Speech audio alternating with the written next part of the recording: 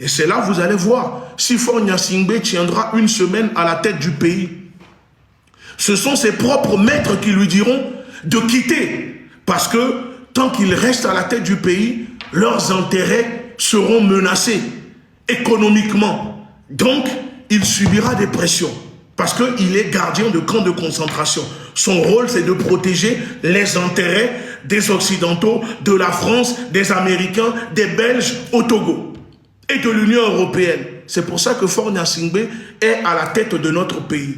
Mais quand ses intérêts seront pris pour cible, vous allez voir que les choses vont changer. Les choses vont changer. Il faut que le peuple togolais tape là où ça fait mal. Moi, je ne vous dis pas de brûler vos maisons. Non, je dis encore une fois, et vous avez le cerveau, l'intelligence de comprendre ce que je suis en train de vous dire. Et vous savez ce qu'il faut faire. Il faut prendre pour cible ceux qui participent, ceux qui collaborent, ceux qui sont complices de la répression au Togo. Les intérêts de la France. Allez à l'ambassade de France. Si normalement Faure Gnassingbé est contre la France, si le Togolais aujourd'hui se dirige vers l'ambassade de France, normalement Faure Gnassingbé ne devrait pas envoyer les corps habiller les militaires pour les réprimer. Nous sommes d'accord. Si les Togolais se dirigent aujourd'hui vers l'ambassade de France pour demander que l'ambassadeur soit renvoyé du Togo, ça ne devrait pas déranger le régime, n'est-ce pas? Parce que le régime dit que la France veut le renverser. Alors, l'ennemi de mon ami ne peut pas être mon ami. Donc, l'ennemi de mon ennemi, vous voyez ce que je veux dire ou pas? Et c'est là où vous allez comprendre que tout ça n'est que de la manipulation. D'ailleurs, là, je suis en train d'en parler. Faites un tour à l'ambassade de France à Lomé, vous allez voir qu'ils vont déjà commencer à détacher des bataillons de militaires pour aller encercler l'ambassade de France. Parce qu'ils savent que quand je parle, les jeunes m'écoutent. C'est pour cette raison qu'ils disent que je suis trop radical, que je suis extrémiste. Et même parmi mes propres frères qui sont devant cette lutte, ils disent que je suis trop radical. Et vous constaterez par vous-même, c'est pour cette raison que notre organisation, ou que ce soit moi, nous ne sommes impliqués dans les décisions, dans la coordination, parce qu'ils estiment que nous sommes trop radicaux, que nous sommes trop extrémistes. Mais que voulez-vous? Si les gens pensent qu'ils vont libérer un pays en chantant, en dansant, et qu'il ne faut pas être radical, mais c'est parce que vous n'avez pas compris comment se mènent des révolutions. Même Trump, qui dirige les États-Unis, est radical. Quand il demandait à ses partisans d'aller envahir le Capitole, c'est le radicalisme. Aujourd'hui, seuls les plus méchants survivent dans ce monde. Donc si vous pensez que c'est un jeu, alors vaut mieux arrêter maintenant. Mais si ce n'est pas le cas, redoublons d'énergie. Soyons encore plus radicaux dans nos prises de décision, dans la coordination des événements. Et vous allez voir que ça va payer. On ne peut pas passer 3 jours à manifester, à rester dans nos quartiers, à bloquer les quartiers, et les miliciens nous tapent dessus, les policiers nous violentent, les militaires nous violentent. Et vous allez dire aux jeunes de ne pas être radical. Il faut être radical. Je le dis aux Togolais. Soyez dans la radicalité ou la radicalisation, peu importe. Il faut mettre en apoplexie le régime du Togo. C'est parce que vous êtes encore trop doux. Vous êtes encore trop mou. C'est pour ça qu'ils se permettent. C'est pour ça qu'ils se permettent de faire autant de brutalité sur vous. Je le dis, dirigez-vous vers l'ambassade de France à Lomé. Les cibles, les intérêts de la France au Togo Et vous allez voir, si le monde entier, si les médias du monde entier, on n'aura même pas besoin de courir après RFI, France 24, TV5, BBC, ils vont commencer à en parler. Quand la France sera humiliée au Togo, ça sera la chute de Faure Gnassingbé. Mais on aura beau combattre Faure Gnassingbé, tant que la France est intouchable au Togo, la France continuera de donner le soutien à Faure Gnassingbé. Macron va continuer à soutenir Faure Gnassingbé. Ce n'est pas normal que depuis le 6, on se mobilise et il n'y a même pas un slogan. Il n'y a pas de pancarte, pas de banderole déployée dans les quartiers avec des messages clairs qui feront le tour du monde. Regardez au Kenya, les gens manifestent même avec un carton, il y a des slogans dessus qui font le tour des réseaux sociaux. C'est parce que nous ne sommes pas coordonnés. Ce n'est pas normal qu'après le 6, on ne lance pas le mouvement du 6 juin, Liberté pour le Togo, pour coordonner les choses. Aller chercher du financement, faire un lobbying. Il y a tellement de commerçants au Togo, nos mamans. Imaginez, si on prend une semaine où des jeunes font le tour des marchés, font le tour des commerçants, des boutiques. Il y a des gens qui veulent participer, qui veulent soutenir cette lutte, mais qui ne peuvent pas peut-être le faire physiquement, mais qui seront prêts à le faire en soutenant financièrement. Imaginez l'argent qu'on peut récolter en une semaine de campagne, où on désigne des personnes qui vont voir les commerçants sur les marchés, les magasins, les entrepreneurs, pour leur demander un effort dans la plus grande discrétion totale. On peut récolter des millions et des millions. Et avec ça, ça nous permettra de financer notre lutte. Soit un mouvement politico-armé, soit de mieux coordonner les choses. Parce que tout le monde ne peut pas participer physiquement. Mais il y a des gens qui sont prêts à soutenir financièrement. La lutte, pendant les 3 jours, on aurait pu fabriquer des flyers avec des revendications dessus. Expliquer au reste de la population pourquoi on allait se mobiliser le 26, 27 et 28. Nos revendications, les distribuer partout, à Lomé, sur les marchés, partout, dans les lycées, les collèges, les universités, avec ces flyers. Inviter maintenant le peuple à se mobiliser le 26, 27 et 28. Le message sera plus clair.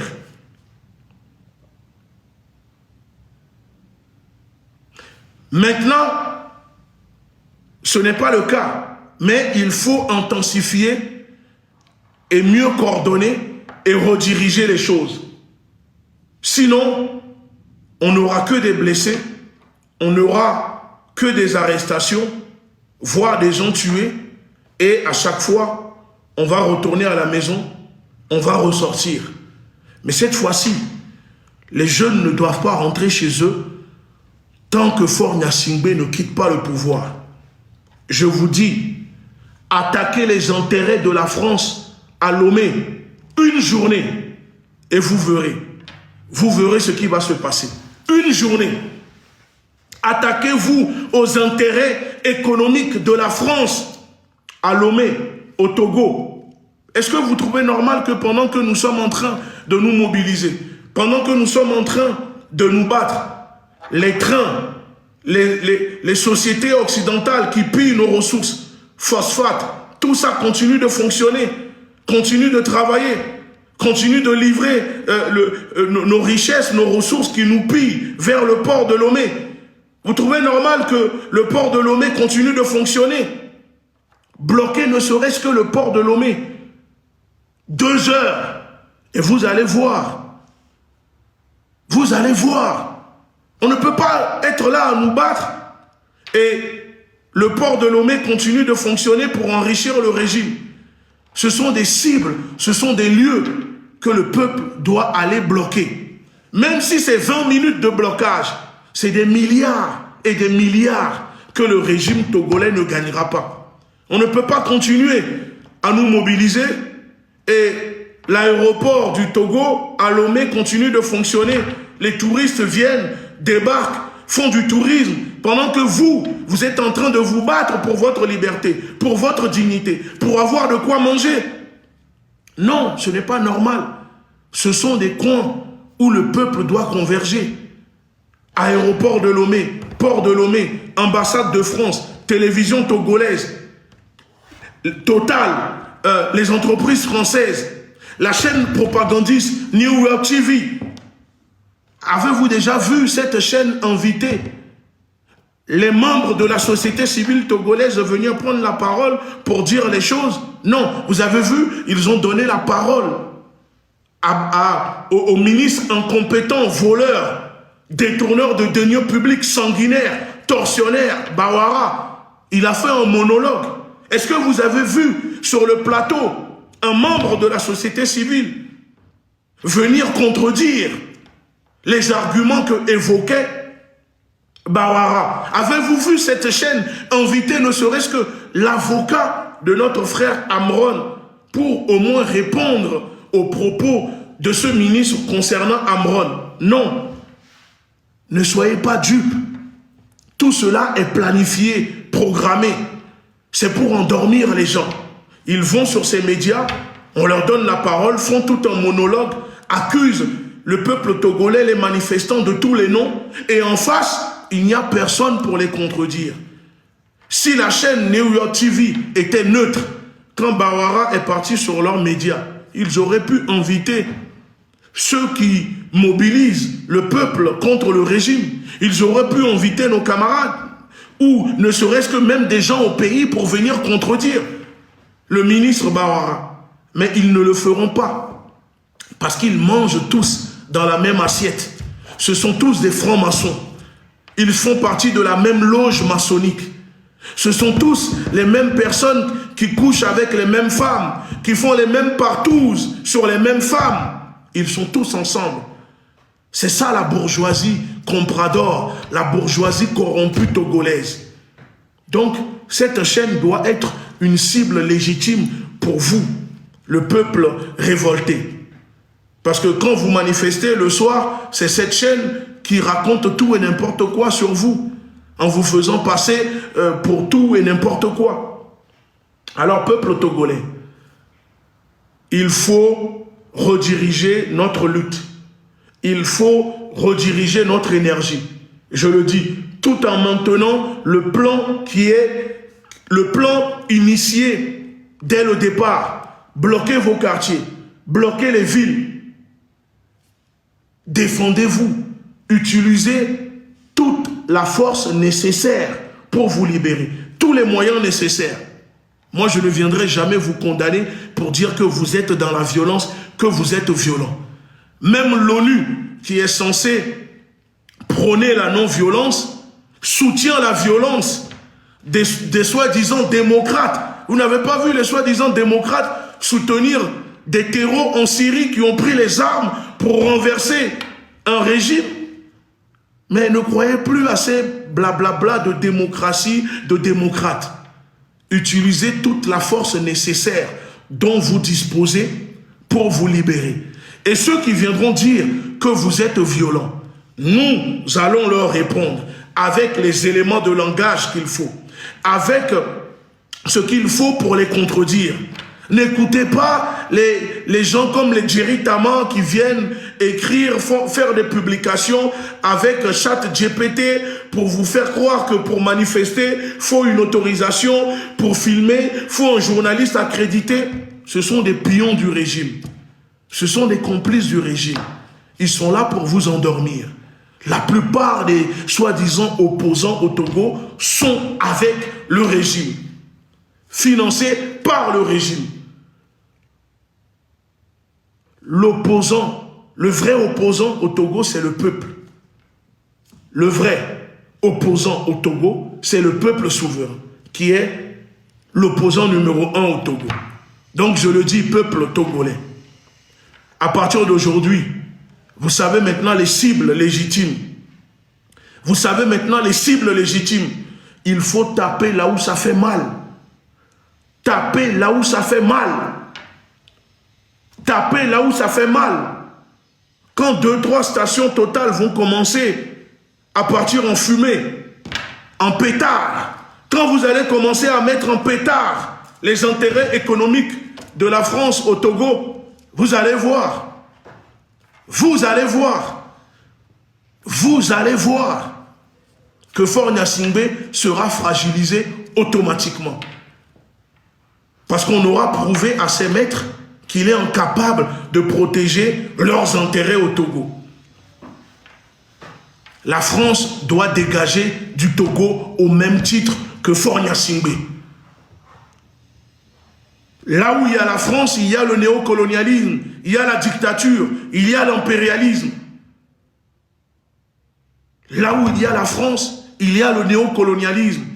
Avez-vous vu un seul communiqué de l'ambassade de France à Lomé depuis le 6 juin condamner les violences, les agressions du régime togolais sur les populations togolaises? Pourtant, on veut nous faire croire que la France maintenant serait contre Faure Gnassingbé.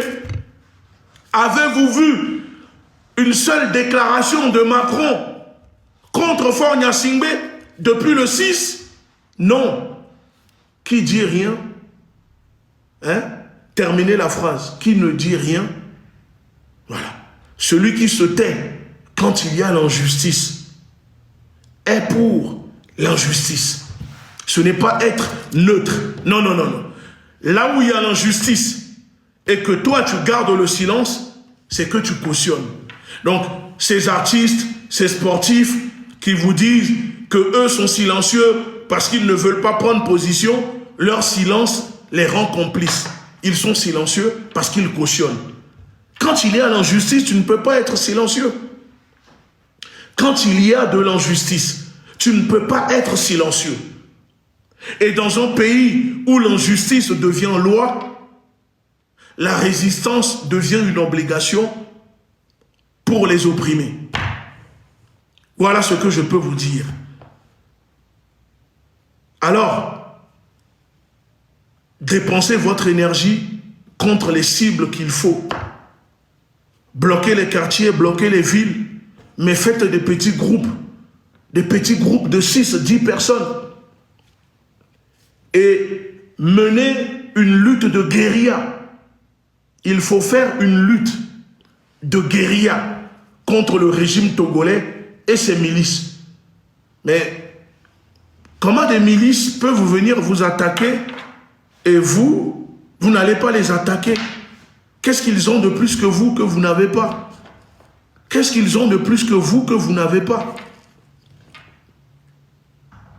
Qu'est-ce qu'ils ont de plus que vous? Alors si les autres leaders, si ceux qui sont devant ne veulent pas vous dire qu'il faut être radical dans la radicalité, qu'il faut se faire violence, moi je vous le dis, peuple togolais, faites-vous violence, soyez dans la radicalité. Sinon vous n'allez jamais libérer votre pays. Soyez dans la radicalité. La non-violence n'a jamais libéré un peuple opprimé. La première violence, c'est celle de l'État qui tue son propre peuple à main nue. La deuxième violence, c'est celle des milices qui s'en prennent aux manifestants non armés. La troisième violence, c'est le peuple qui meurt de faim pendant qu'une minorité s'accapare des richesses du pays. Ce n'est pas le peuple légitime qui se défend qu'on doit accuser d'être dans la violence. Un peuple opprimé, vous imaginez, ça veut dire que moi je suis opprimé. Je me fais violenter. Je subis de l'injustice. Et c'est l'oppresseur qui doit encore venir me dire la manière dont, la stratégie, le comportement, comment je dois me défendre face à l'oppression dont je suis victime. Et qui veut encore me voir